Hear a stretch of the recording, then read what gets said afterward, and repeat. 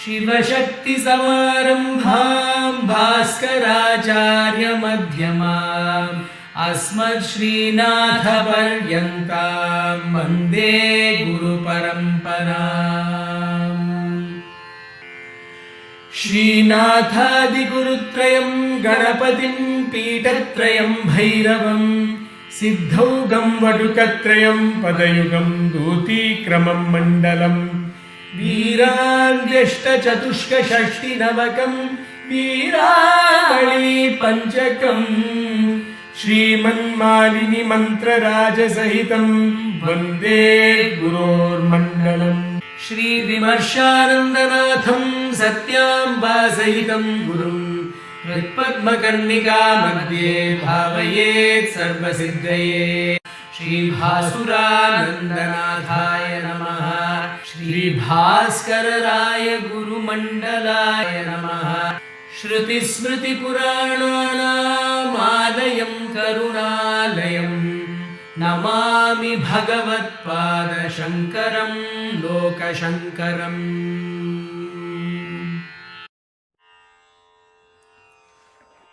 Namaste, Shri Gurubhyo Namaha, Shri Matre Namaha. Hope you're all enjoying Soundaryalahari Sādhana.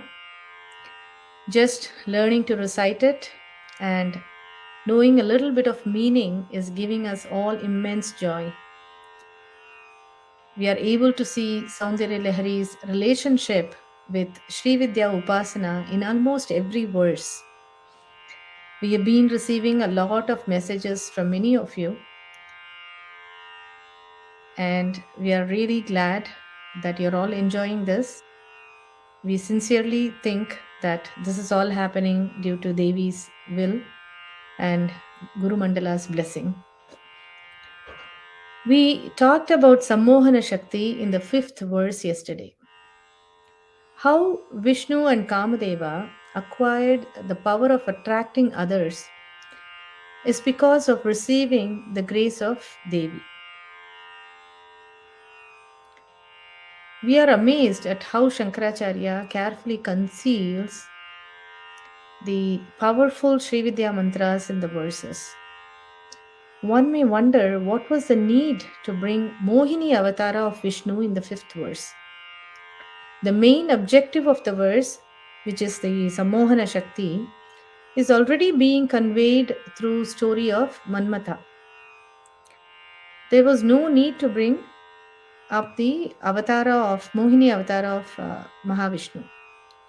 But if you think harder, you will find that he does not say, Bhagavad-pada does not say explicitly the word Mohana or Mohini, but uses the word Haristvam Aradhya and Puranari Bhutva. We then wondered if this possibly could indicate the Srishtikrama Puja of Mahatripura Sundari.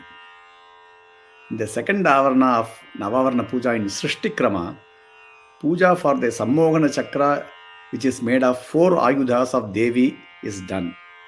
Sarva Sammohana Chakraya Chaturastra Chakraya Namaha. Here, the 4 Ayudhas of Devi are worshipped. As a prelude to the 7th verse, where the form of Devi is going to be revealed for the first time, Acharya provides an indication of the Ayudha Devata Puja here. Also, by mentioning 2 of the Ayudhas of Devi in the 6th verse, that is Dhanuhu or bow and Vishikaha or arrows, which are also Ayudhas of Devi, Acharya provides a clue that the Ayudha of Devi is to be worshipped in the Sammohana Chakra. In the Sri Chakra Puja in Srishtikrama, the first puja is done to Mahatripura Sundari in Bindu Chakra. The first verse, Shivashaktya Yukto Yati Bhavati Shaktah Prabhavitum, is about Mahatripura Sundari as the Empress residing in Bindu Chakra. The second puja which is done is the second part of the puja, which is done to Guru Pankti Trayam, also called Ogatraya Gurus. Here, the puja is done to the 3 classes of Gurus, Divyauga, Siddhauga and Manauga. Worship of Devi's feet in the 2nd, 3rd and 4th verse is related to the puja performed to the Guru who reside just outside the Bindu Chakra. After the Guru Pankti Puja, Sarva Sammogana Chakra is worshipped in Srishtikrama. Also, in the Samhara Krama of Sri Chakra, the first Avarana Devata is Trailokya Mohana Chakra, which is alluded to in the 6th verse, which Bhagavad Pada expresses as Manmatha attracting all the worlds. The Bija mantras of the first and second Avaranas are hidden in verses 5 and 6. Yeah. So now let us learn the recitation of the 7th verse.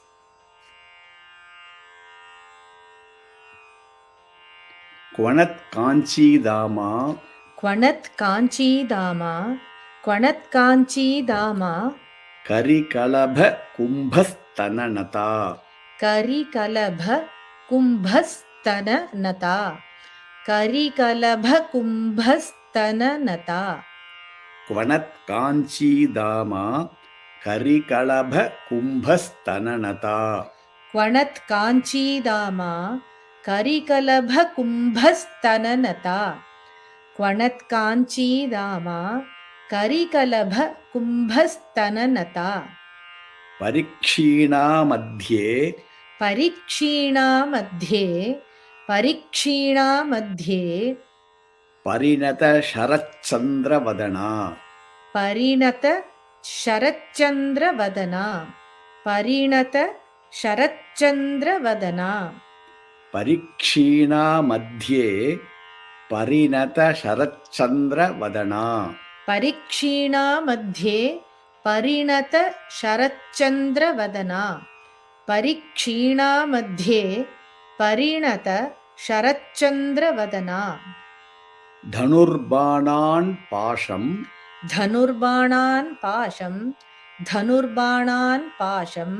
sṛṇimapi dadhānā karatalaiḥ sṛṇimapi dadhānā karatalaiḥ sṛṇimapi dadhānā karatalaiḥ dhanurbāṇān pāśaṃ sṛṇimapi dadhānā karatalaiḥ dhanurbāṇān pāśaṃ sṛṇimapi dadhānā karatalaiḥ dhanurbāṇān pāśaṃ sṛṇimapi dadhānā karatalaiḥ purastādāstāṃ nah purastādāstāṃ nah puramathiturāhopuruṣikā puramathiturāhopuruṣikā purastādāstāṃ nah puramathiturāhopuruṣikā purastādāstāṃ nah puramathiturāhopuruṣikā purastādāstāṃ nah puramathiturāhopuruṣikā. So we will now recite all the 4 lines of the 7th verse together twice. kvaṇatkāñcīdāmā karikalabhakumbhastananatā parikṣīṇā madhye pariṇataśaraccandravadanā dhanurbāṇān pāśaṃ sṛṇimapi dadhānā karatalaiḥ purastādāstāṃ nah puramathiturāhopuruṣikā kvaṇatkāñcīdāmā karikalabhakumbhastananatā parikṣīṇā madhye pariṇataśaraccandravadanā dhanurbāṇān pāśaṃ sṛṇimapi dadhānā karatalaiḥ purastādāstāṃ nah puramathiturāhopuruṣikā. So we now listen to the musical rendition of the 7th verse from Priya, Parmesh, Mahinta and Karthik in Gambhira Nate Ragam.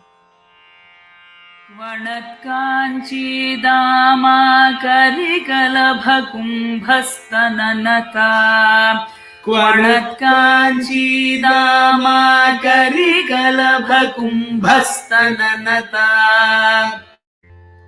kvaṇatkāñcīdāmā karikalabhakumbhastananatā kvaṇatkāñcīdāmā karikalabhakumbhastananatā parikṣīṇā madhye pariṇataśaraccandravadanā parikṣīṇā madhye pariṇataśaraccandravadanā parikṣīṇā madhye pariṇataśaraccandravadanā parikṣīṇā madhye pariṇataśaraccandravadanā kvaṇatkāñcīdāmā karikalabhakumbhastananatā parikṣīṇā madhye pariṇataśaraccandravadanā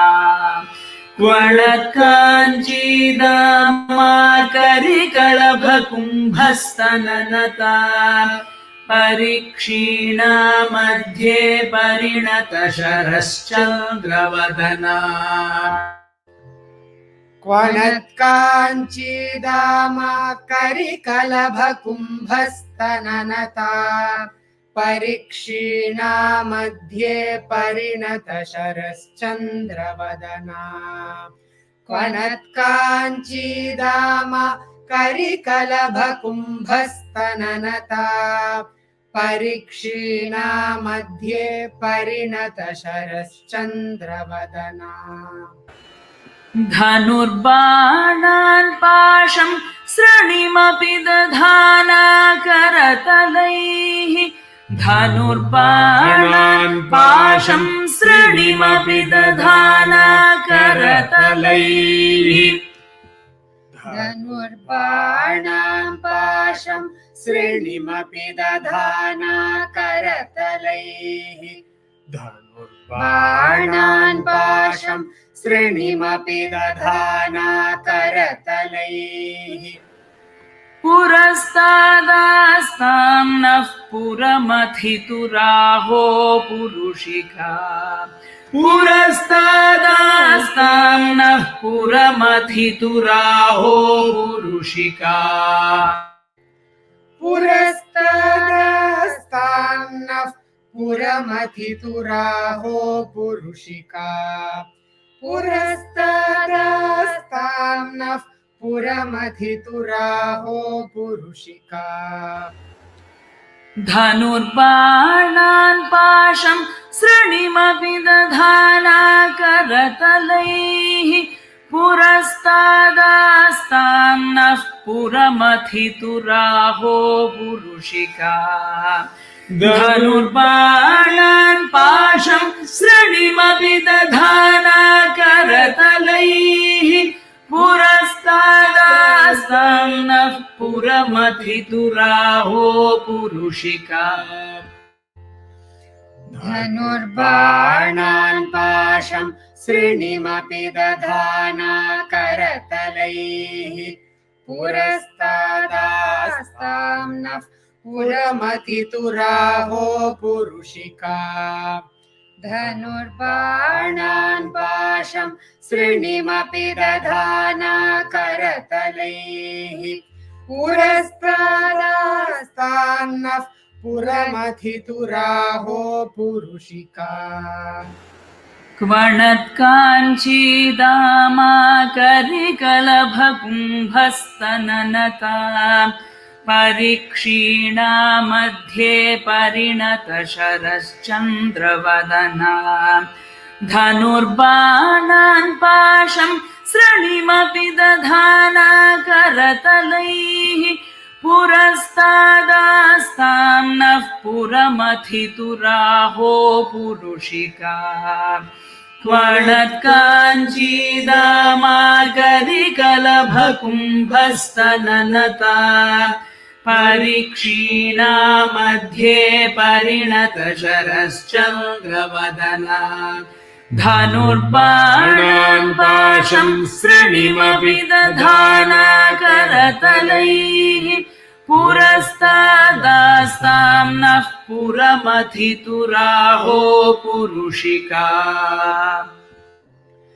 kvaṇatkāñcīdāmā karikalabhakumbhastananatā parikṣīṇā madhye pariṇataśaraccandravadanā dhanurbāṇān pāśaṃ sṛṇimapi dadhānā karatalaiḥ purastādāstāṃ puramathiturāhopuruṣikā kvaṇatkāñcīdāmā karikalabhakumbhastananatā parikṣīṇā madhye pariṇataśaraccandravadanā dhanurbāṇān pāśaṃ sṛṇimapi dadhānā karatalaiḥ purastādāstāṃ puramathiturāhopuruṣikā.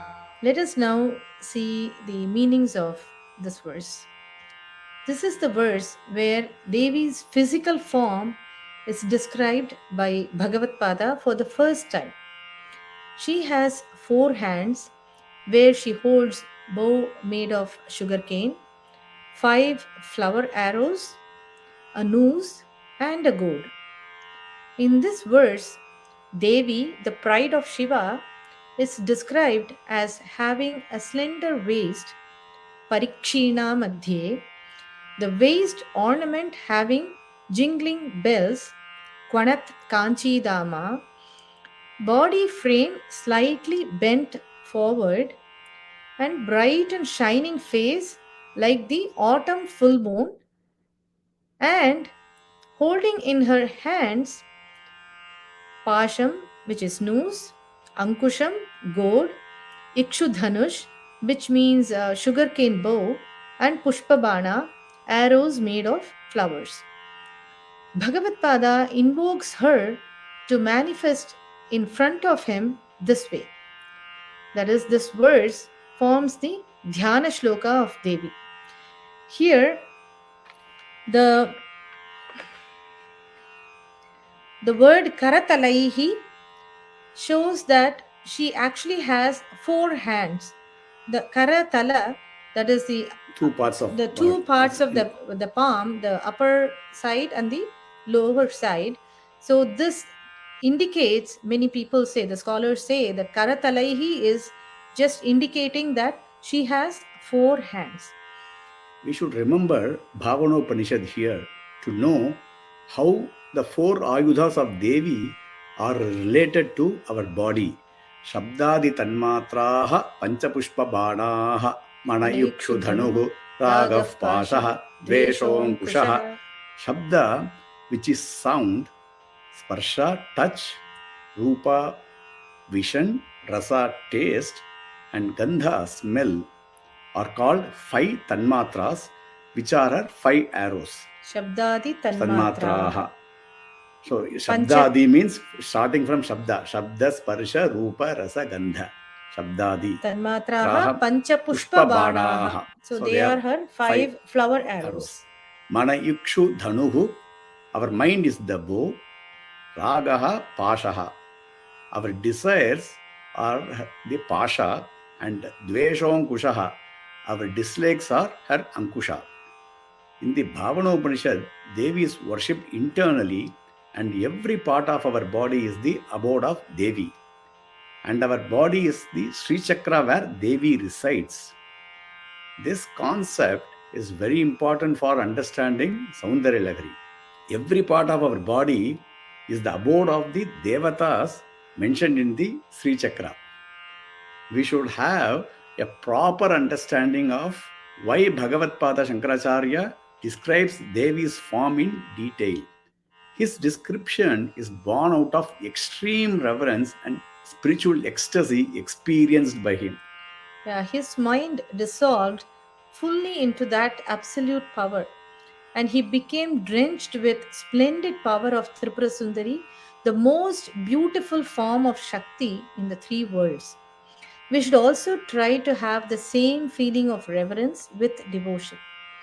For example, describing Devi should only bring out in us her matribhava, motherly love and care, and as the nourisher of all beings. This verse provides us a form for us to meditate upon her. When describing Devi's physical appearance, three things stand out. One is her beautiful face. Second, 4 hands holding the ayudhas of Pasha, Ankusha, Ikshudhanush, and Pushpabana. And the third characteristic is having a body frame slightly bent forward to show that she is modest and polite. Shankaracharya explains this characteristic of body bent forward by using the words karikalabhakumbhastananatā and parikṣīṇā madhye. Also, we just saw in Shyamala Dandakam, Kalidasa invokes Devi and writes Chaturbhuje Chandra Kalavatamse Kuchonnate Kunkuma Ragashone. He invokes her as the one with 4 hands, Chaturbhuje, and having a beautiful face like a moon, Chandra Kalavatamse, and having a prominent chest region, Kuchonnate. The reasons for having a face charming like Sharat Chandra, which is autumnal moon, doesn't need any explanation. But why we see phrases like karikalabhakumbhastananatā in Soundaryalahari, Kuchonnate in Shyamala Dandakam, Stanabhara madhye in Lalita Sahasranamam is because although she is embodiment of modesty and humility, she cannot be bowing down to other gods as all other gods are under her feet. That is why having a body frame slightly bent forward is not because she is bending forward, but that is her natural shape. This context is important in understanding the meaning of the verses describing the physical form of Devi. So Bhagavad Pada refers to Devi here as Aho Puruṣikā. Purusha means Shiva. Aho means Aham or I. He refers to her as Puruṣikā because she is dissolved in Shiva. She is the pride or the ahamkara or the I sense, ahankara of Shiva. Shiva is the prakasha, pure light. He becomes aware of himself as I, as aham, when he is reflected in his Vimarsha Shakti, the objective counterpart. That Vimarsha Shakti, which makes Shiva conscious of himself as I, is the Devi. Purusha word generally is used for male gender, and by calling Devi as Puruṣikā, Bhagavad Pada indicates her equality with Shiva, a fact that he maintains throughout Soundaryalahari. Also, there is another interesting point here in this verse. It starts with kvaṇatkāñcīdāmā, that is the sound of the jingling bells from her waist ornament. We also know that in the Sri Vidya Puja, when we start the puja, we ring the bell, and ringing the bell is supposed to remove all the negativities. Also, we all know that when someone enters a temple, they first ring the bell. Normally, some temples have a bell outside. And when someone is entering the temple, they will ring the bell once and then they go and then pray to the God. So here, Bhagavad Pada first puts that kvaṇatkāñcīdāmā whenever he is thinking about the first physical form of Devi is mentioned in this 7th verse. Let us now move on to learn the 8th verse.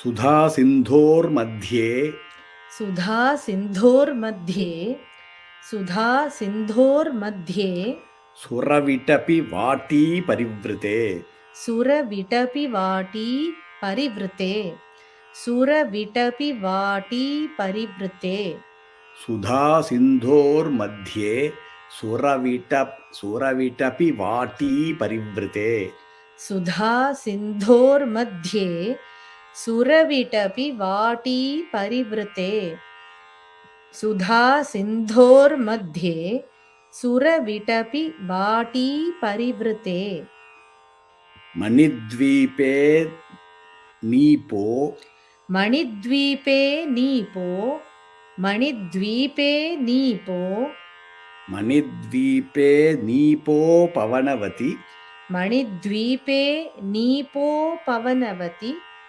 mañidvīpe nīpopavanavati cintāmaṇigṛhe cintāmaṇigṛhe cintāmaṇigṛhe mañidvīpe nīpopavanavati cintāmaṇigṛhe mañidvīpe nīpopavanavati cintāmaṇigṛhe mañidvīpe nīpopavanavati cintāmaṇigṛhe śivākāre mañce śivākāre mañce śivākāre mañce paramaśivaparyaṅkanilayāṃ paramaśivaparyaṅkanilayāṃ śivākāre mañce paramaśivaparyaṅkanilayāṃ śivākāre mañce paramaśivaparyaṅkanilayāṃ śivākāre mañce paramaśivaparyaṅkanilayāṃ śivākāre mañce paramaśivaparyaṅkanilayāṃ bhajanti tvam dhanyāः bhajanti tvam dhanyāः bhajanti tvam dhanyāः katichana chidanandalaharim katichana chidanandalaharim katichana chidanandalaharim bhajanti tvam dhanyāः katichana chidanandalaharim bhajanti tvam dhanyāः katichana chidanandalaharim bhajanti tvam dhanyāः katichana chidanandalaharim. So we will now recite all the 4 lines of 8th verse. Sudhāsindhormadhye suraviṭapivāṭīparivṛte maṇidvīpe nīpopavanavati cintāmaṇigṛhe śivākāre mañce paramaśivaparyaṅkanilayāṃ bhajanti tvam dhanyāः katichana chidanandalaharim sudhāsindhormadhye suraviṭapivāṭīparivṛte maṇidvīpe nīpopavanavati cintāmaṇigṛhe śivākāre mañce paramaśivaparyaṅkanilayāṃ bhajanti tvam dhanyāः katichana chidanandalaharim. So now we will listen to the musical rendition of 8th verse from Priya, Parmesh, Mahinta and Kartik. sindhormadhye suraviṭapivāṭīparivṛte sudhāsindhormadhye suraviṭapivāṭīparivṛte sudhāsindhormadhye suraviṭapivāṭīparivṛte sudhāsindhormadhye suraviṭapivāṭīparivṛte maṇidvīpe nīpopavanavati cintāmaṇigṛhe maṇidvīpe nīpopavanavati cintāmaṇigṛhe maṇidvīpe nīpopavanavati cintāmaṇigṛhe maṇidvīpe nīpopavanavati cintāmaṇigṛhe sudhāsindhormadhye suraviṭapivāṭīparivṛte maṇidvīpe nīpopavanavati cintāmaṇigṛhe sudhāsindhormadhye suraviṭapivāṭīparivṛte maṇidvīpe nīpopavanavati cintāmaṇigṛhe sudhāsindhormadhye suraviṭapivāṭīparivṛte maṇidvīpe nīpopavanavati cintāmaṇigṛhe sudhāsindhormadhye suraviṭapivāṭīparivṛte maṇidvīpe nīpopavanavati cintāmaṇigṛhe śivākāre mañce paramaśivaparyaṅkanilayāṃ śivākāre mañce paramaśivaparyaṅkanilayāṃ śivākāre mañce paramaśivaparyaṅkanilayāṃ śivākāre mañce paramaśivaparyaṅkanilayāṃ bhajanti tvaṁ धन्याः कतिचन चिदानन्दलहरी भजन्ति त्वां धन्याः कतिचन चिदानन्दलहरी भजन्ति त्वां धन्याः कतिचन चिदानन्दलहरी भजन्ति त्वां धन्याः कतिचन चिदानन्दलहरी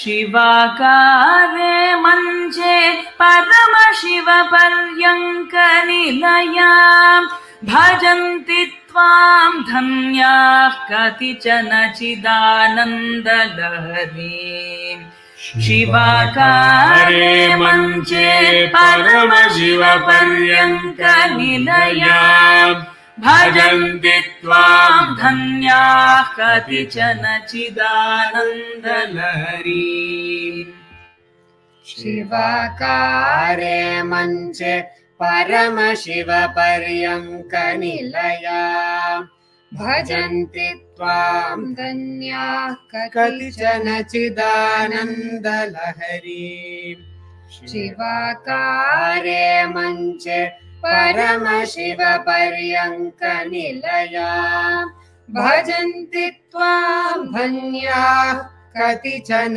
चिदानन्दलहरीम् सुधासिन्धोर्मध्ये सुरविटपिवाटिपरिवृते मणिद्वीपे नीपोपवनवति चिन्तामणिगृहे शिवाकारे मञ्चे परमशिवपर्यङ्कनिलयाम् भजन्ति त्वां धन्याः कतिचन चिदानन्दलहरी सुधासिन्धोर्मध्ये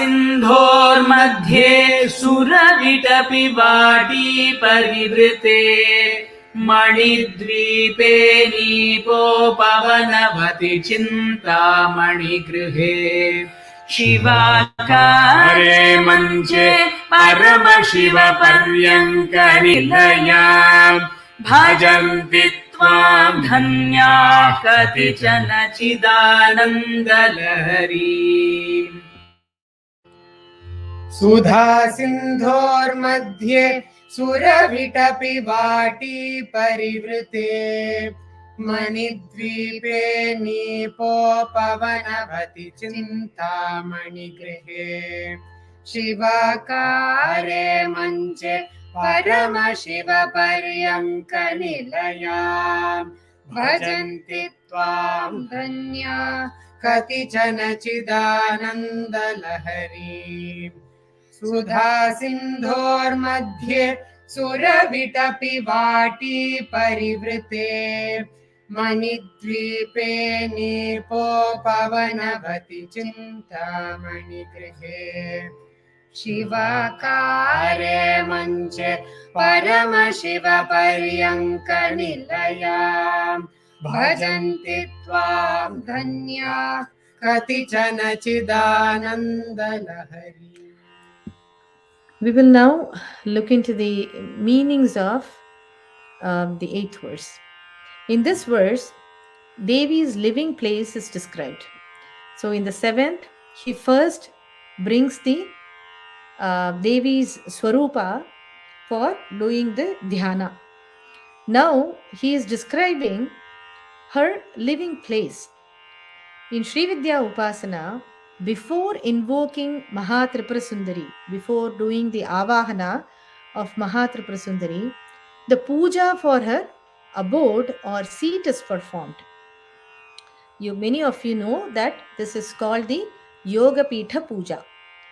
Also, in internal worship, before Sri Chakra Nyasam is performed in our body, we do Yoga Pitha Nyasam. So, Yoga Pitha is generally for the Pitha. We invoke the Shaktis of her Pitha. So, the meaning of the verse is, in the midst of Amrita Sagara or ocean of nectar, there is an island called mañidvīpe. That island is filled with kalpaka vriksha or the kalpaka trees. In the middle of kalpaka trees, there is a small place called Kadambavanam or forest with Kadamba trees. In the Kadambavanam, there is a beautiful palace built with precious gems, and this palace is called cintāmaṇi. In the cintāmaṇigṛhe or abode, Devi is sitting on a seat called śivākāre. This seat has 4 legs: Brahma, Vishnu, Rudra and Ishvara. And the plank above the 4 legs is the Sadashiva. Now you should remember the Yoga Pitha Nyasa where we say Sadashiva Mancha Phalakaya Namaha. Devi is seated on the plank of Sadashiva. Here, Shankaracharya says, a few blessed people who have done a lot of punyas can imagine Devi as the pure consciousness and enjoy total ananda or bliss. Lahari. By saying some blessed are able to do dhyanam this way, Shankaracharya is describing the samayachara or internal worship, where a sadhaka or devotee does his prayer or puja in his mind, imagining the Devi residing in her abode, Srinagar. We just finished learning 7th and 8th verse. Tomorrow will be day 5 of the first week of Sādhana. Please join us same time to learn the next 2 verses. Sri Gurubhyo Namaha, Sri Matre Namaha. Sri Gurubhyo Namaha. Namaste.